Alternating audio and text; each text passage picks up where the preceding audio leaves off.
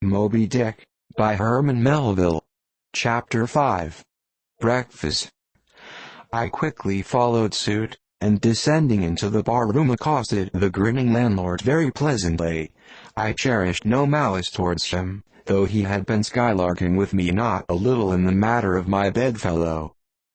However, a good laugh is a mighty good thing, and rather too scarce a good thing, the more is the pity.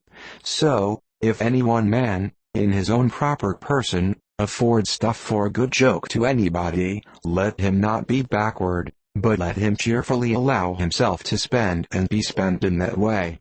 And the man that has anything bountifully laughable about him, be sure there is more in that man than you perhaps think for. The bar-room was now full of the boarders who had been dropping in the night previous, and whom I had not as yet had a good look at. They were nearly all whalemen, chief mates, and second mates, and third mates, and sea carpenters, and sea coopers, and sea blacksmiths, and harpooners, and shipkeepers, a brown and brawny company, with bow sky beards, and unshorn, shaggy set, all wearing monkey jackets for morning gowns. You could pretty plainly tell how long each one had been ashore. This young fellow's healthy cheek is like a sun-toasted pear in hue, and would seem to smell almost as musky. He cannot have been 3 days landed from his Indian voyage. That man next him looks a few shades lighter, you might say a touch of satin wood is in him. In the complexion of a third still lingers a tropic tone, but slightly bleached withal. He doubtless has tarried whole weeks ashore. But who could show a cheek like Greek egg, which, barred with various tints, seemed like the Andes' western slope, to show forth in wand array, contrasting climates, zone by zone. "Grub, ho!" now cried the landlord, flinging open a door, and in we went to breakfast. They say that men who have seen the world, thereby become quite at ease in manner, quite self-possessed in company. Not always, though. Ledyard, the great New England traveler, and Mungo Park, the Scotch one, of all men, they possess the least assurance in a parlor. But perhaps the mere crossing of Siberia in a sledge drawn by dogs as Ledyard did, or the taking a long solitary walk on an empty stomach, in the Negro heart of Africa, which was the sum of poor Mungo's performances. This kind of travel, I say, may not be the very best mode of attaining a high social polish. Still, for the most part, that sort of thing is to be had anywhere.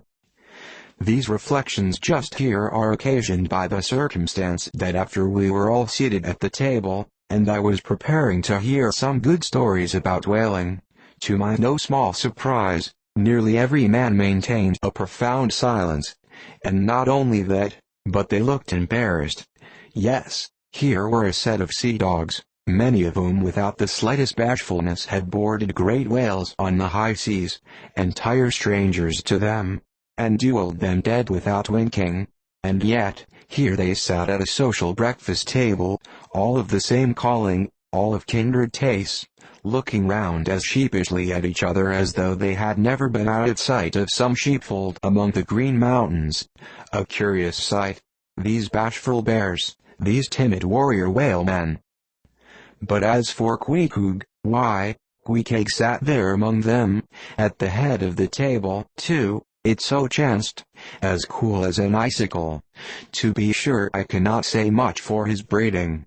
His greatest admirer could not have cordially justified his bringing his harpoon into breakfast with him, and using it there without ceremony, reaching over the table with it, to the imminent jeopardy of many heads, and grappling the beefsteaks towards him.